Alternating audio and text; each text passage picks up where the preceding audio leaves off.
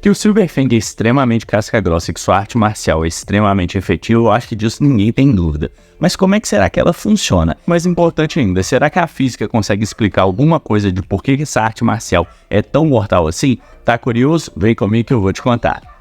E bom, shonens, existem algumas pistas dentro da obra para a gente conseguir analisar melhor por que a arte marcial do Fang é tão efetiva assim. Uma delas, na minha opinião, é a luta dele contra o Fear feio, que ele fala que basicamente não importa a força do golpe do adversário, elas seriam apenas folhas correndo no fluxo de um rio e ele poderia, independente da força do seu adversário, contra-atacar com ainda mais força. E a outra pista muito importante, na minha opinião, está na luta do Garou contra o Tank Top Master. Principalmente na hora que o Garou é acertado quase em cheio pelo golpe do Tank Top Master, mas consegue devolver um contra-ataque extremamente potente. Mas para você conseguir entender isso direito, eu vou ter que te fazer uma pergunta primeiro. Esse homem aqui está empurrando essa caixa para frente. Quantas forças estão atuando nessa caixa? Se você respondeu apenas uma, você está completamente errado. Mas não fica preocupado que eu vou te explicar o porquê que você está errado. Basicamente, o que você pensou foi basicamente a força resultante de todas as forças atuando nessa caixa, a resultante de uma força atuando para empurrar ela para frente. Mas existem várias outras forças atuando na caixa. A gente tem o peso da caixa sendo puxado pela gravidade da Terra. A gente tem a normal, que é uma força resultante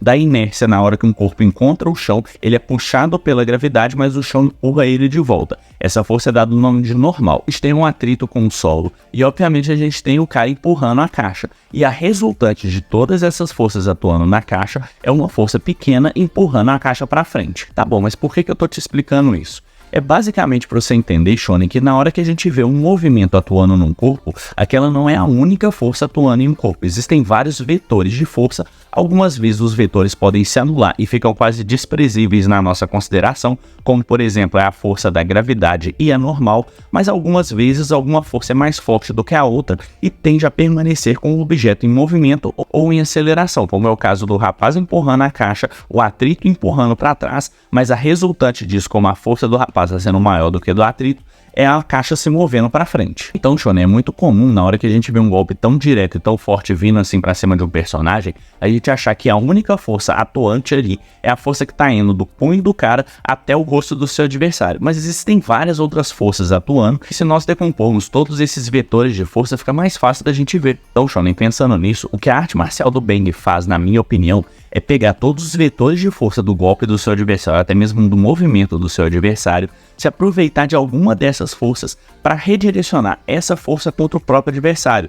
No caso do Garou, ele ainda sofre um dano porque obviamente a arte marcial dele não é tão polida e não é tão precisa quanto a do Bang. Então, shonen, basicamente o que aconteceu aqui, na minha opinião, foi como a arte marcial do Garou não é tão polida quanto a do Bang, ele absorveu um pouco daquele dano, mas ele conseguiu contra-atacar o movimento do Tank Top Master, somando a sua própria força num contra-ataque muito bom. Ele absorveu a menor das forças que estava atuando no braço do Tank Top, porque obviamente se aquele golpe tivesse pegado em cheio, ia ter deslocado muito mais energia para a cabeça do Garou, e com esse movimento ele conseguiu aproveitar a energia do próprio Tank Top Master para somar da sua, contra-atacar com muita força. Mas é claro que isso nem se compara à perícia e à habilidade do próprio Bang, que consegue pegar, na minha opinião, 100% do movimento de força do adversário e redirecionar contra ele sem precisar absorver nenhuma daquelas forças, ou seja, sem precisar tomar dano nenhum. Para você entender melhor, shonen, seria como se o punho do adversário fosse uma canoa correndo em um rio, então sempre, independente do que a gente fizer, a canoa vai estar se deslocando para frente no rio. Só que quem vai decidir o destino final da canoa é o rio e não, obviamente, a própria canoa.